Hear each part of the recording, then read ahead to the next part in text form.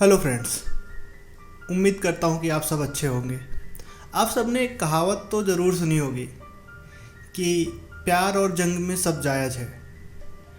But क्या इस हद तक जायज़ है कि उसे पाने के लिए लोग किसी भी हद तक जा सकते हैं, किसी की जान से भी खेल सकते हैं, या कुछ ऐसा भी कर सकते हैं जिसका परिणाम बहुत बुरा हो और उन्हें पता भी ना हो कि अंत में जाके उन्हें क्या झेलना पड़ेगा। जी हाँ, मैं एक ऐसी ही हॉरर स्टोरी आपके लिए लाया हूँ, एक ऐसी थ्रिल स्टोरी जो आपको ये सोचने में मजबूर कर देगी, स्पेशली लड़कियों को ये सोचने में मजबूर कर देगी कि वो जिससे प्यार कर रही हैं और लड़के जिससे प्यार कर रहे हैं, आखिर में वो एंड में उन्हें क्या देने वाले हैं, या लड़कियाँ उस लड़के से क्या रिसीव करने वाली हैं। तो ये बहुत ही हॉन्टेड स्टोरी है। मतलब एंड में जाके आपको पता चलेगा कि वो लड़की कितना ज़्यादा परेशान हो जाती है। ठीक है, तो एंड तक कहानी ज़रूर सुनना। एंड स्टोरी स्टार्ट करने से पहले जो लोग चैनल पे नए हैं उनके लिए मैं बता दूं, my name is Ashutosh Singh. And mostly हम यहाँ पे वो स्टोरी शेयर करते हैं, सुनाते हैं जो आप लोगों में द्वारा ही शेयर की गई होती है। तो अगर आपके पास भी कोई स्टोरी है, कोई हॉरर स्टोरी है जो आप लोगों को सुनाना चाहते हो, तो आप मेरे जीमेल आईडी पे शेयर कर सकते हो। मैं अपनी जीमेल आईडी डिस्क्रिप्शन में ऐड कर दूँगा। एंड अगर आप नए हो तो प्लीज़ चैनल को सब्सक्राइब करो। एंड पुराने लोगों से तो रिक्वेस्ट ही करूँगा, please guys subscribe me for more story like this. Okay, now बढ़ते हैं अपनी स्टोरी की तरफ। ये स्टोरी मेरे ही गांव से थोड़ी दूर के एक गांव की है। तो जब भी मैं मतलब बीच में अभी गांव गया था तो मैंने वहाँ पे स्टोरी सुनी, तो मैंने सोचा लो आप लोगों के साथ शेयर की जाए। ओके, सो सुरेश नाम का एक लड़का था एंड मीना नाम की एक लड़की थी। सुरेश एक अच्छी खासी फैमिली से बिलोंग करता था। उसके पापा अच्छे बिजनेसमैन थे, उनके पास ट्रक का एंड पेट्रोल पंप ऐसे बहुत सारे बिजनेसेस थे। तो सुरेश एक रिच फैमिली से था एंड मीना एक पुअर फैमिली से बिलोंग करती थी। पुअर तो नहीं बोल सकते, मिडिल क्लास फैमिली से बिलोंग करती थी, जिसमें उसके पापा खेती वेती करते थे एंड काफ़ी सारे खेत वगैरह थे उनके पास भी। बट दोनों फैमिली का कॉम्बिनेशन नहीं था। बट आजू बाजू में होने की वजह से ही दोनों फैमिलीज के बच्चे हमेशा साथ में पढ़ रहे थे। तो मीना और सुरेश एक ही क्लास में थे और एजुकेशन भी लगभग साथ में ही चल रहा था। तो बचपन से उनकी बहुत अच्छी खासी दोस्ती थी। मीना हमेशा सुरेश के घर आया करती थी, सुरेश हमेशा मीना के घर जाया करता था। स्कूल कॉलेज तक तो ये फ्रेंडशिप ही थी, सब कुछ अच्छा चल रहा था उनके बीच में। एंड जब भी वो कॉलेज में मतलब अपना ग्रेजुएशन करने के लिए गए तो दोनों को सेम ही कॉलेज में एडमिशन मिला, जो कि उनके गांव से थोड़ा दूर था। कानपुर सिटी में उन्होंने एडमिशन लिया और उनको एक अच्छा ग्रेजुएशन करने के लिए बीटेक कॉलेज मिला था दोनों के। दोनों वहाँ पे गए एंड कॉलेज का स्टार्टिंग में फर्स्ट ईयर में ही दोनों की जो फ्रेंडशिप थी वो प्यार में बदलने लग गई। दोनों को ये बात बहुत अच्छे तरीके से पता थी कि इनका ये जो लव रिलेशनशिप बन रहा है इसका कोई भी रिजल्ट नहीं आने वाला है, कभी उन्हें इसमें सक्सेस नहीं मिलेगी। तो पहले तो उन्होंने बहुत दिनों तक अवॉइड किया, चीज़ों को टालने का ट्राई किया। But at the end of the day कहते हैं ना, प्यार अंधा होता है। और शायद प्यार में ये भी होता है कि आप ये नहीं सोचते हो कि इसका परिणाम क्या होगा, इसका रिजल्ट क्या होगा। आप चीज़ों को ये मान के चलने लग जाते हो कि ठीक है जो भी होगा देख लेंगे। वही वो लोगों ने भी सोचा कि ठीक है आगे जो होगा वो हम देख लेंगे, समझ लेंगे। और दोनों ने एक म्यूचुअल अंडरस्टैंडिंग के थ्रू चालू कर दिया, उन लोग के लव रिलेशनशिप चालू हो गए। तो उस गांव से बहुत दूर थे, शहर में थे। खैर मीना उस टाइम पे एक पीजी हॉस्टल में रहती थी एंड सुरेश आल्सो एक हॉस्टल में ही रहा करता था, कॉलेज हॉस्टल में ही था। बट दोनों ने फिर डिसाइड किया, घर पे बताया नहीं, उन्होंने एक पीजी बाहर ले लिया एंड मतलब एक रूम ले लिया, एक फ्लैट टाइप का, और उसमें साथ में रहना चालू कर दिया। उनका ये रिलेशन धीरे धीरे बहुत ज़्यादा गहरे प्यार में बदलता गया। कहते हैं ना कि अगर आग लगती है तो धुआं उठता ही उठता है और लोगों को दिखता ही है। सेम चीज़ें उनके घर पे भी समझने लग गई थी कहीं ना कहीं से कि दोनों के बीच में कुछ तो चल रहा है। गांव वाले बहुत सारी बातें बनाने लग गए थे, बट फिर भी फैमिली मेम्बर्स हमेशा चीज़ों को इग्नोर करते हैं, एक्सेप्ट नहीं करते हैं। बट मीना के पापा को ये बात कहीं ना कहीं खाने लग गई थी, क्योंकि बहुत लोग ये सब बातें आके उनको बोलने लग गए थे और ये डिस्कशंस बहुत ज़्यादा गांव में बढ़ गए थे इससे रिलेटेड। तो जब भी फाइनल ईयर आने लग गया, दोनों का प्लेसमेंट का टाइम आया। एक दोनों को कंपनी मिलती है, मीना को भी मिलती है एंड सुरेश को भी मिलती है। दोनों को सेम कंपनी बाई लकली मिल जाती है। नोएडा में एक कंपनी रहती है, मल्टीनेशनल कंपनी थी, एमएनसी, उसमें दोनों को जॉब लग जाती है। बट मीना के पापा का सीधा कहना था कि पहले शादी होगी उसके बाद ही तुम्हारी जॉब कर सकती हो। तो मीना ने टालने का ट्राई किया, सुरेश भी उस पर प्रेशर बना रहा था। सुरेश नहीं चाहता था कि मीना पहले शादी करे, क्योंकि कहते हैं ना कि भले ही आपको पता होता है कि आप चीज़ों को खो देंगे, बट आप एंड तक चाहते हो कि वो आपके साथ ही रहे। सेम चीज़ सुरेश का था। सुरेश को ये बात तो समझ में आती थी कि मतलब वो मीना को कभी भी पा नहीं पाएगा, बट वो उसको खोना भी नहीं चाहता था। मीना ने उससे बोला कि ठीक है, तुम अपने घर पे बात करने का ट्राई करो, अगर तुम चाहते हो कि मैं तुम्हारे साथ ही रहूँ तो बात करो तुम पहले अपने घर पे, फिर मैं अपने घर पे बात करूँगी। सुरेश ने अपने पापा से थोड़ा ही बात करने का ट्राई किया था कि उसके पापा ने बहुत ज़ोर से उसे डांट दिया। फिर सुरेश की हिम्मत ही नहीं हुई कि वो अपने पापा से जाके दोबारा इस बारे में कुछ बोले। फिर भी वो मीना पे हमेशा प्रेशर बना रहा था कि वो शादी के लिए हमेशा टालती रहे, लड़के पसंद ना करे, मिलने जाए बट किसी भी बहाने से उन्हें टालते रहे। ऐसा थोड़े दिन तक चलता रहा, बट मीना के पापा को ये चीज़ समझ रहा था कि कहीं ना कहीं इसमें सुरेश का हाथ है इन सब रिश्तों को टालने में। At the end of the day एक रिश्ता ऐसा अच्छा आता है मीना के पापा को कि लड़का अच्छा खासा जॉब कर रहा होता है, बैंगलोर में एक टॉप कंपनी में आईटी में जॉब करता था, 30 to 50 के बीच में उसका कुछ पैकेज था। एंड मीना को भी वो लड़का थोड़ा अच्छा लगता है, और उसको सुरेश उस टाइम तक बहुत ज़्यादा टॉर्चर करने लग गया था, उससे बहुत ज़्यादा झगड़े होने लग गए थे। तो मीना को ये बात कहीं ना कहीं खटकने लग गई थी कि सुरेश उसके साथ शादी नहीं करने वाला है और ऐसे ही चलती रहेंगी चीज़ें। मीना के दिमाग में ये बात आई तो मीना ने सोचा क्यों ना, जो उसके फेवर में जा रहा है और फैमिली वाले भी उसे इस चीज़ के लिए प्रेशर कर रहे हैं, बहुत ज़्यादा रोना धोना चल रहा है, उसकी भी अच्छी खासी जो लाइफ थी वो बर्बाद हो चुकी है, तो उसके दिमाग में सब चीज़ें आती है, तो डिसीजन लेने का सोचती है कि हाँ ठीक है, इस रिश्ते के लिए हाँ बोल देते हैं। मीना के घर वाले बहुत खुश होते हैं, लड़के के लिए हाँ बोल दिया जाता है एंड दोनों साइड से एक डेट फाइनल होती है एंगेजमेंट के लिए। तब तक दोनों का कॉलेज भी ख़त्म हो गया रहता है, तो मीना को घर बुला लिया जाता है। उसका जो जॉब था, बोला जाता है कि ऐसे जॉब्स तो बाद में भी मिल सकते हैं। मीना के पापा मीना को बोलते हैं तो पहले तुम ये सब फाइनल कर लो शादी, एंड उसके बाद तुम बैंगलोर में जाके उस लड़के के साथ ही सेम जॉब देख सकती हो या उसकी कंपनी में भी जॉब देख सकती हो। लड़का भी उसको यही चीज़ बोलता है कि हाँ ठीक है, जब तुम यहाँ पे आओगी तो मैं तुम्हारे लिए कोई ना कोई करके कुछ ना कुछ तुम्हारे लिए एक जॉब दिला दूंगा। मीना भी इस चीज़ से सेटिस्फाई हो जाती है। बट इन सब चीज़ों से जो सबसे ज़्यादा परेशान था वो था सुरेश की कंडीशन ये हो गई थी कि वो जो बंदा कभी दारू पीता भी नहीं था वो बहुत ज़्यादा अल्कोहल पीने लग गया था, बहुत ज़्यादा अनलिमिटेड मात्रा में दारू पी रहा था। जॉब पे उसने जाना छोड़ दिया था और कंपनी ज्वाइन करने के बाद भी वो उधर नहीं जा रहा था, उसका काम पे मन नहीं लग रहा था, चीज़ें ऐसे ही ख़राब हो रही थी उसके लिए। फिर उसकी तबीयत भी ख़राब हो गई और बहुत ज़्यादा तबीयत दारू पीने की वजह से उसको डिहाइड्रेशन हो गया। एंड देन सडनली उसके पापा ने डिसाइड किया कि उसे घर बुला लिया जाए कुछ दिन के लिए। सुरेश को लेके घर आते हैं एंड सुरेश भी शायद यही चीज़ चाह रहा था, बट वो अपने पापा से डर की वजह से बोल नहीं पा रहा था। जब सुरेश घर पहुंचता है तो वो क्लियरली बोलता है कि अब वो जॉब नहीं करेगा, उससे जॉब नहीं हो सकती, एंड वो भी घर पे रह के अपने पापा का बिजनेस संभालेगा, जो भी सारे बिजनेस हैं उसमें पार्टिसिपेट करेगा। उसके पापा को भी एक कोई तो चाहिए था जो ये सब चीज़ें करे, वो भी खुश हो जाते हैं कि चलो कोई तो मेरा सहयोग करने के लिए, हाथ बटाने के लिए मिला। बट उन्हें नहीं पता था कि सुरेश के दिमाग में क्या चल रहा है। स्टार्टिंग में तो 1-2 दिन, 4 दिन, हफ्ते भर सब कुछ सही था, बट उसके बाद उन्होंने देखा कि सुरेश मोस्टली फोकस करता था कि वो किस बहाने से मीना के घर जाए और चीज़ों को पता करे, और वो शादी को तोड़ने की बहुत कोशिश कर रहा था। ये बात सुरेश के पापा को दिख रही थी, बट कहते हैं ना, लड़के का बाप भी एक बहुत बड़ी रिस्पॉन्सिबिलिटी होती है। वो इस बात को हमेशा टालने का ट्राई करते थे कि ठीक है, इग्नोर करते रहते थे सुरेश, बट अंदर ही अंदर बहुत ज़्यादा ये बात सुखाई जा रही थी। वो एक ऐसा कुछ चाहता था कि जिससे वो शादी टूट सके।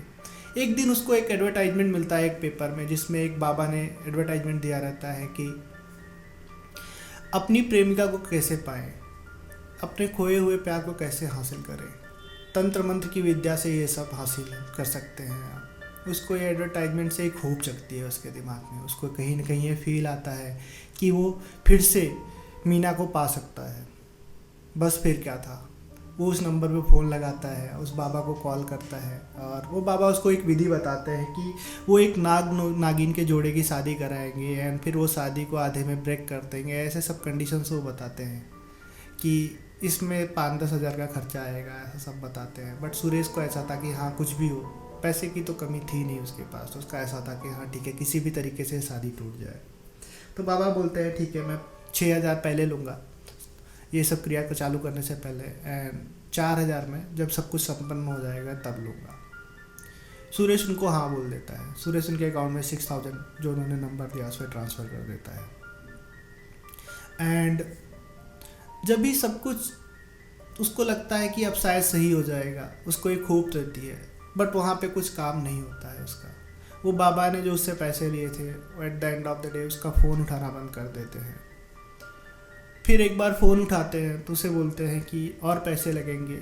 इतने में पैसे में सांप नहीं मिल पा रहे हैं, नाग नागिन का जोड़ा नहीं मिल पा रहा है, तो मुझे अभी 10,000 रुपये और चाहिए। बट सुरेश को ये चीज़ समझ में आ गई थी कि वो बाबा उसे लूटने का ट्राई कर रहे हैं। बट उसे एक ये भी होप थी कि हाँ, ऐसी कुछ जुगाड़ से कहीं न कहीं वो शादी को तोड़ सकता है।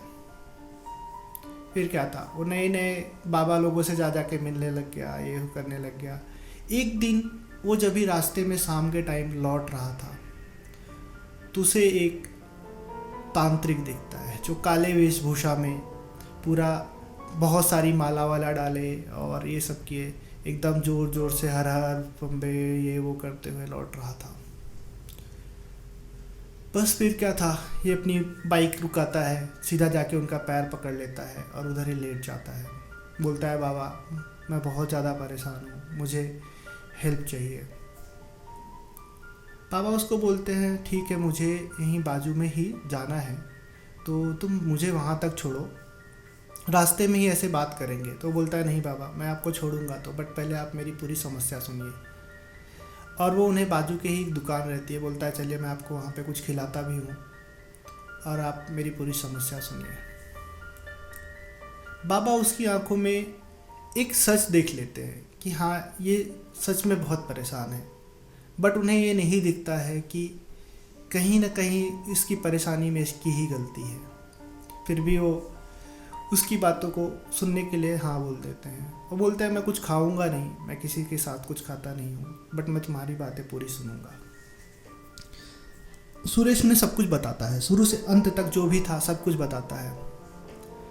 बाबा उसे कहते हैं, पहले समझाने का ट्राई करते हैं कि जो तुम्हारा नहीं है तुम उसे नहीं पा सकते, ये वो चीज़ें बताते हैं। बट वो जब जिद कर लेता है कि नहीं, उसे चाहिए ही चाहिए, तो बाबा उसे बोलते हैं कि ठीक है, मैं कुछ ऐसा करूँगा जिससे वो तुम्हें मिल जाएगी, बट मैं तुम्हें एक बात यहाँ पे बता देता हूँ कि वो ना तो तुम्हारी हो पाएगी ना तो किसी और की हो पाएगी, और इस मंत्र का कोई काट नहीं होगा, कोई भी इसको ख़त्म नहीं कर पाएगा मेरे अलावा, और तुम मुझे फिर इसके बाद कभी ढूंढ भी नहीं पाओगे। बट कहते हैं ना कि जब आपको किसी चीज़ की पाने की चाहत होती है तो आप हर चीज़ को एक्सेप्ट कर लेते हो, हर चीज़ को मान लेते हो। सुरेश ने भी वही किया, सुरेश ने हाँ भर दी उसके लिए। तो बाबा ने बोला कि ठीक है, तुम्हें वो खंडहर पता है क्या? वो जंगल में जो खंडहर है, जो टूटी हुई हवेली है, वो तुम्हें पता है क्या? तो बोलता है हाँ, जो यहीं बाजू में नदी के किनारे है वही वाली ना। तो बोलते हैं हाँ। तो बोलता है ठीक है। बाबा बोलते हैं ठीक है, आज रात को 12 से 2 के बीच में तुम वहाँ पे एक मिठाई का डब्बा लेके आ जाना। सुरेश बोलता है ठीक है। रात को 12 बजे वो एक मिठाई का डब्बा लेके उस तरफ पैदल ही निकल पड़ता है और थोड़ी देर में वहाँ पे पहुँच जाता है। जब पहुँचता है तो देखता है कि रास्ते में ही एक काली बिल्ली ने उसका रास्ता काटा। कहते हैं काली बिल्ली जब भी रास्ता काटती है बहुत ही अशुभ होता है, बट उसके दिमाग में जो चीज़ें चल रही थी उससे इसी चीज़ बात से बिल्कुल भी फ़र्क नहीं पड़ रहा था कि क्या अशुभ होगा क्या शुभ होगा। उसको तो ये था कि किसी भी तरीके से मीना की शादी ना हो पाए। बाबा के पास गया। बाबा ने उसे बोला, एक बार मैं फिर से बोल रहा हूँ कि इस बारे में सोच लो। सुरेश अपनी जिद पे अड़ा हुआ था। उसने बोला हाँ मैंने सोच लिया है, मुझे यही चाहिए। बाबा ने वो क्रिया चालू की। 2-3 घंटे में सब कुछ हो गया। उन्होंने कुछ तो तंत्र मंत्र करके वो मिठाइयों में कुछ तो किया और उसे सुरेश को बोला कि ठीक है, इसमें से 1-2 मिठाई तुम्हें मीना को खिलानी होगी। जब तुम ये मिठाई उसे खिला दोगे उसके बाद जो तुम चाहते हो वो तुम्हें मिल जाएगा, बट आगे जो प्रॉब्लम होंगी उसके लिए मुझे कभी ब्लेम मत करना, उसकी सारी जिम्मेदारी तुम्हारी होगी। तुम ही रिस्पॉन्सिबल होगे। सुरेश ने बोला ठीक है। वो रात को घर आया, सो गया। सुबह उसने मीना को एक मैसेज किया कि अभी तो तुम्हारी शादी फिक्स हो गई, एंगेजमेंट भी हो गई है, जल्दी शादी भी होने वाली है। तो मैं सोच रहा था कि मैं भी बाहर वापस से जॉब करने के लिए जाने वाला हूँ, तो उससे पहले क्यों ना एक बार तुमसे मिल लूँ। हमारा भी इतना दिन का दोस्ती था, फिर प्यार में बदला, तो अभी जब ख़त्म ही हो रहा है तो उससे पहले क्यों ना उसे अच्छे तरीके से ख़त्म किया जाए और एक बार वहीं अपने स्कूल के बाजू में मिलते हैं। स्कूल के बाजू में उनकी एक जगह थी, वहाँ पे थोड़े बहुत पेड़ थे, बाग था, तो उन्होंने डिसाइड किया कि वो वहीं पे मिलेंगे, क्योंकि पहले बचपन में वहीं पे खेला करते थे। तो दोनों वहाँ पे जाते हैं एंड शाम का समय दोनों डिसाइड करते हैं कि शाम के समय पे वहाँ पे मिलेंगे, 4-5 बजे के आजू बाजू में। मीना अपनी स्कूटी लेके वहाँ पे आती है, सुरेश अपनी बाइक से वहाँ पे आता है। सुरेश मिठाई का डब्बा वो लेके जाता है। सुरेश मीना को देखते ही उसकी आंखों में आंसू भर आते हैं। मीना को भी थोड़ा बुरा तो लगता है, बट उसे पता था कि रियलिटी क्या है, इसलिए वो अपनी आंसुओं को छुपा ले जाती है। एंड दोनों के बीच में थोड़ी बहुत बातें होती है। फिर सुरेश बोलता है कि अरे तुम्हारी इंगेजमेंट फिक्स हो गई, मैं इस खुशी में मिठाई लाया हूँ, तो ये लो तुम मिठाई खाओ। मीना बोलती है नहीं, मुझे मिठाई नहीं खाना है, तुम ही खाओ। बट सुरेश थोड़ा बहुत जिद करता है, तो मीना मिठाई खाती है, उसको बोलती है कि तुम भी खाओ, तो बोलता है नहीं नहीं, मेरा एक्चुअली मेरे को ये सब लीवर का डिहाइड्रेशन है, वो चीज़ें बताता है कि हुआ है, तो मुझे डॉक्टर्स ने मना किया है, तो मैंने मिठाई तुम्हारे लिए ही लाई है। मीना 1-2 पीस मिठाई के खाती है एंड तभी शाम होने लगती है, हल्का हल्का अंधेरा होने लगता है। तो मीना उसको बोलती है कि ठीक है, अभी निकलती हूँ मैं, मुझे भी घर जाना है, मैंने बताया था कि मुझे मार्केट में कुछ काम है, इसके लिए घर वालों ने आने दिया था, तो मैं निकलती हूँ। तो वो भी बोलता है हाँ हाँ ठीक है चलेगा, आप जाओ घर, मैं भी घर के लिए निकलता हूँ। एंड दोनों अपने अपने घर के लिए निकल जाते हैं। जब वहाँ से निकलते हैं तो मीना अपनी स्कूटी स्टार्ट करती है और निकलती है। थोड़ी दूरी पहुँची रहती है कि उसे ऐसा रियलाइज़ होता है जैसे उसकी स्कूटी पे पीछे कोई बैठा हो।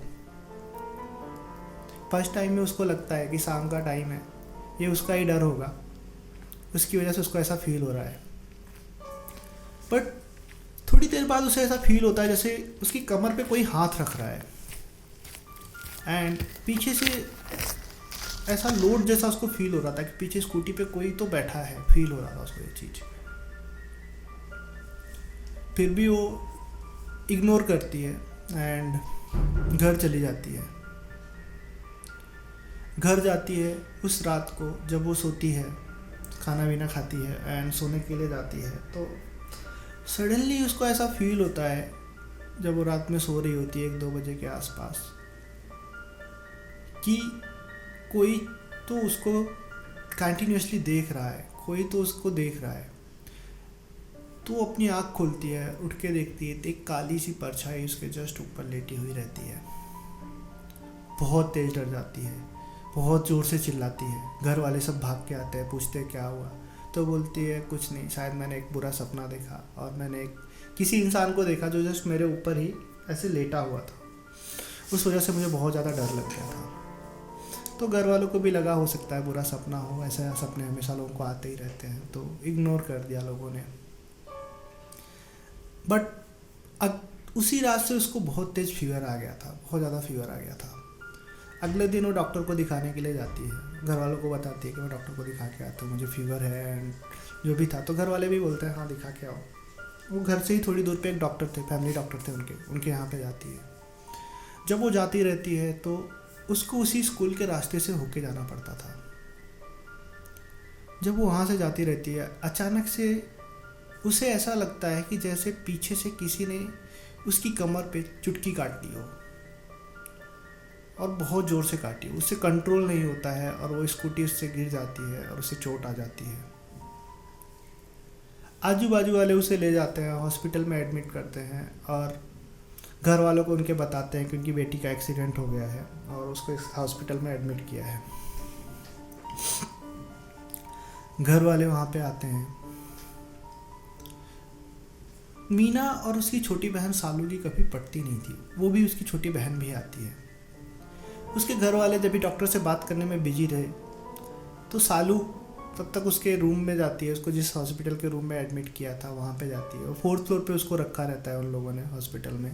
तो सालू वहाँ पे जाती है 4th फ्लोर में। वो जाती है तो देखती है कि मीना किसी से तो बात कर रही है, कोई तो है जिससे बात करी, बट वहाँ पे सालू को कोई दिखता नहीं है। तो सालू मीना से पूछती है कि दीदी आप किससे बात कर रही हो। वो थोड़ा तो तेज आवाज़ में बात कर रही होती है। तो सालू पूछती है आप किससे बात कर रहे हो। तो मीना बोलती है कि मैं किसी से बात नहीं कर रही हूँ, यहाँ तुम अपना काम करो, छोटी बहन हो छोटी बहन की तरह ही रहो, ज़्यादा मेरे बातों चीज़ों में टांग मत अड़ाओ। सालू जाके चेयर लेके बैठ जाती है, उसको भी डांट बुरी लगती है, तो जाके बाजू में चेयर लेके बैठ जाती है और अपना मोबाइल चलाने लग जाती है। तभी जैसे ही उसके मम्मी पापा गेट के इधर आते हैं तो देखते हैं कि मीना 4th फ्लोर की जो विंडो थी, बड़े ग्लास थे, उनको खोल करके उस पर खड़ी है, जंप करने वाली है नीचे। वो बहुत तेज़ से चिल्लाते हैं मीना क्या कर रही हो करके, एंड वो रुक जाती है। उसको पूछते हैं क्या हुआ करके, तो बोलती है मुझे बहुत गर्म लग रहा था तो इसलिए मैं विंडो पे आके खड़ी हो गई थी, हवा ले रही थी। खैर घर वालों को थोड़ा डाउट होता है, बट फिर भी वो बोलते हैं कि ठीक है, अभी क्या ही है, हाथ वगैरह में थोड़ी बहुत चोटें आई रहती है, उनको लगता है कि हो सकता है अभी नई एक्सीडेंट हुआ है और बहुत सारा प्रेशर भी है तो कुछ होगा। बट वो फिर उसको घर लेके जाता है, डॉक्टर से बोलता है कि हम इसे यहाँ पे अब नहीं रखेंगे, हम इसको घर लेके जा रहे हैं, आपको जो भी चेकअप करना हो आप घर पे आके कर लीजिएगा। फैमिली डॉक्टर थे, उनका हॉस्पिटल था, तो उन्होंने बोला ठीक है आप ले जा सकते हो। कुछ दवाइयाँ दी उन्होंने, बोला ये दवाइयाँ आप टाइम टाइम पे खिलाते रहना एंड लेके जाओ आप। वो उसे घर लेके आते हैं। घर में उसको उसके कमरे में लिटा दिया जाता है एंड बाकी सब ये चीज़ थोड़ा से खटक रही होती है कहीं ना कहीं मीना की माँ के दिमाग में कि उसकी बेटी अचानक से ऐसी हरकत क्यों कर रही है, क्यों विंडो पे खड़ी थी, कभी उसने ऐसा कुछ किया नहीं था। जब भी वो सब सोच ही रही होती है, रात को तो है धीरे धीरे सब डिस्कशंस में टाइम निकल जाता है, खाना वाना खाते हैं वो लोग और सोने के लिए अपने अपने कमरे में चले जाते हैं।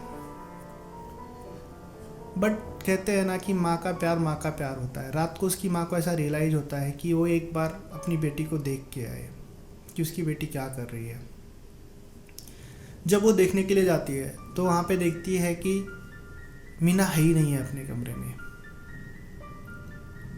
रात को 1-1:30 बजे उसकी बेटी कहाँ जाएगी, वो बहुत डर जाती है, भाग के जाती है, अपने हस्बैंड को उठाती है, बोलती है कि मीना अपने कमरे में है ही नहीं है, मैं उसके पूरे कमरे देख चुकी बट वो कहीं नहीं है, मैंने बाथरूम चेक किया, मैंने उसका रूम चेक किया, हॉल चेक किया, टीवी का कमरा चेक किया, बट वो कहीं पे भी नहीं है। सब डर जाते हैं, घबरा जाते हैं, चारों तरफ ढूंढने लगते हैं। तो मीने के पापा बोलते हैं कि हॉस्पिटल में याद है इंसिडेंट क्या हुआ था, वो हवा लेने के लिए विंडो पे गई थी, तो एक बार चल के छत पे देखते हैं कि हो सकता है वो छत पे गई हो।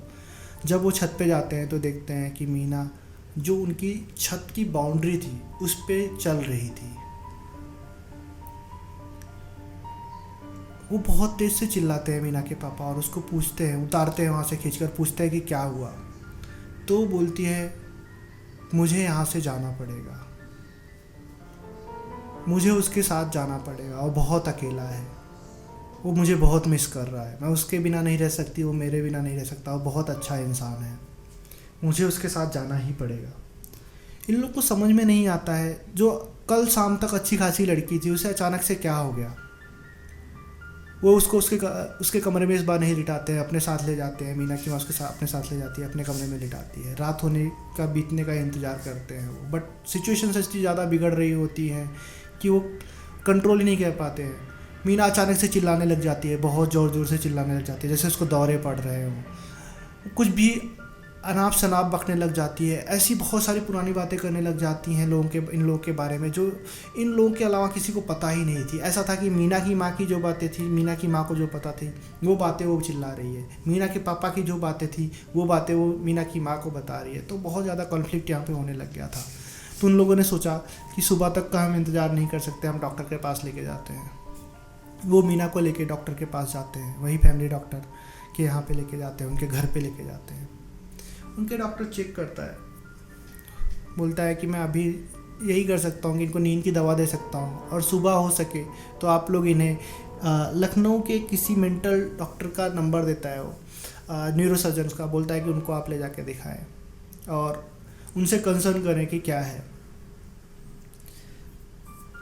वो लोग वापस घर लेके आते हैं रात में ही, एंड सुबह बट उनके दिमाग में ये बातें चल रही थी कि कहीं ना कहीं हो इसमें किसी ऐसी शक्ति का हाथ है कि जिसने ये सब चीज़ें की हैं।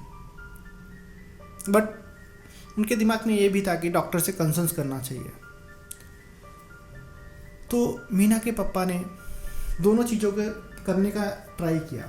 उन्होंने आजू बाजू के जो तांत्रिक थे उन सबको बुलाया, सबको मतलब जितने लोगों के पास वो जा सकते थे वो तांत्रिकों से कंसल्ट किया। तो उनमें से एक तांत्रिक ने उन्हें बताया कि ये सम्मोहन या वशीकरण मंत्र किया गया है इसके ऊपर, जिसकी वजह से ये ऐसी हो गई है और ये किसी अपने ने ही किया है, बट इसका काट वही दे सकता है जिसने ये किया है। मीना के पापा को सबसे बड़ा डाउट जाता है सुरेश के ऊपर। वो बिना कुछ सोचे सीधा सुरेश के घर जाते हैं और वहाँ पे जाके गंदी गंदी गालियाँ देने लग जाते हैं और झगड़ा करने लग जाते हैं। पहले तो सुरेश के पापा डिनाई करते हैं और वो दोनों के बीच में झगड़ा होने लग जाता है काफ़ी लिमिट तक, but at the end of the day Suresh आके सामने से एक्सेप्ट कर लेता है कि हाँ उसने ही किया है, ये उससे गलती हो गई, उसे नहीं पता था कि ऐसा सब चीज़ें हो जाएंगी, अब उससे जो हो सकेगा बन पड़ेगा वो करेगा। दोनों की फैमिली में कन्फ्लिक्ट पड़ गया यहाँ पे, बट इसका जो परिणाम था वो बेचारी मीना झेल रही थी। सुरेश बोलता है वो बाबा मुझे यहाँ पे मिले थे, मैं उनको जाके ढूंढता हूँ। वो उनको ढूंढने के लिए जाता है और ये भी बोलता है कि ऐसा कुछ होता नहीं है, उसको विश्वास नहीं है, तो आप प्लीज़ डॉक्टर से भी कंसर्न करें। मीना के पापा लोग वो न्यूरो सर्जन का जिसका दिया गया था वहाँ पे जाते हैं। सुरेश वो बाबा को ढूंढने के लिए जाता है, बट बाबा ने उसे पहले ही कहा था कि तुम मुझे कभी ढूंढ नहीं पाओगे। ये इस चीज़ होने के बाद मीना के पापा लोग जब भी न्यूरो सर्जन्स को दिखाते हैं तो न्यूरो सर्जन्स बताते हैं कि उसके दिमाग की एक नस सूख रही है, उसको ब्लड नहीं जा पा रहा है, ड्राई हो रही है वो, जिसकी वजह से शायद वो ये हरकतें कर रही है। इधर सुरेश वो बाबा को ढूंढने में बिजी हो जाता है। बहुत ट्राई करने के बाद भी वो बाबा नहीं मिलते हैं और उधर मीना की तबीयत दिन प्रतिदिन खराब होती जा रही थी। वो खुद को मारने का ट्राई करने लग गई थी। जब भी मार नहीं पाती थी कुछ भी अनाप शनाप बातें करती थी और कहीं भी बताती थी कि यहाँ पे दर्द हो रहा है, यहाँ पे दर्द हो रहा है, ये हो रहा है, वो हो रहा है। धीरे धीरे उसका बिहेव छोटे बच्चों की तरह चेंज होने लग गया। मतलब उसे सूसू कराने भी लेके जाना पड़ता था, उसे नहलाने भी लेके जाना पड़ता था। वो बच्चों की तरह जिद करती थी कि नहीं मुझे ये चाहिए। मैच्योरिटी ख़त्म होने लग गई और हमेशा वो ऐसा करने लग गई कि मुझे वो तांत्रिक बाबा ने बुलाया है, मुझे इसने बुलाया है, मुझे उनके पास जाना पड़ेगा। कंडीशंस ख़राब हो रही थी। आज भी मीना की कंडीशन सुधरी नहीं है। मीना उसी कंडीशन में है जैसा उसका पहले था। और सुरेश के पापा ने सुरेश को गांव छुड़ा दिया। सुरेश अभी गांव नहीं जा सकता है।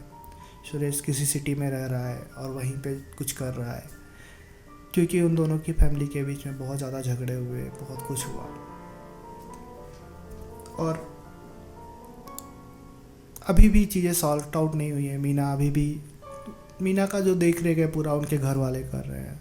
तो मैं इस कहानी से सिर्फ मैंने ये जो मैसेज पाया है, मैंने जो सीखा है कि यार देखो, आप किसके साथ रह रहे हो दैट्स नॉट मैटर।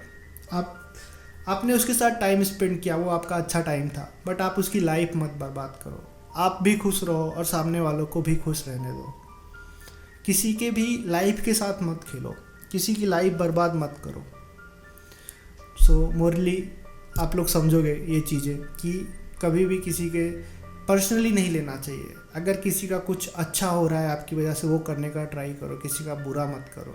अच्छा नहीं कर सकते हो तो बुरा तो बिल्कुल मत करो, और अगर कुछ नहीं कर सकते हो तो मैं बोलूँगा प्लीज़ उस इंसान से ज़रूर दूर हो जाओ। बाय द वे, आपको स्टोरी कैसी लगी कमेंट करके मुझे ज़रूर बताना, एंड प्लीज़ चैनल को सब्सक्राइब करना मोर हॉरर स्टोरीज़ के लिए। ओके, मिलते हैं नेक्स्ट वीडियो में, तब तक के लिए बाय बाय।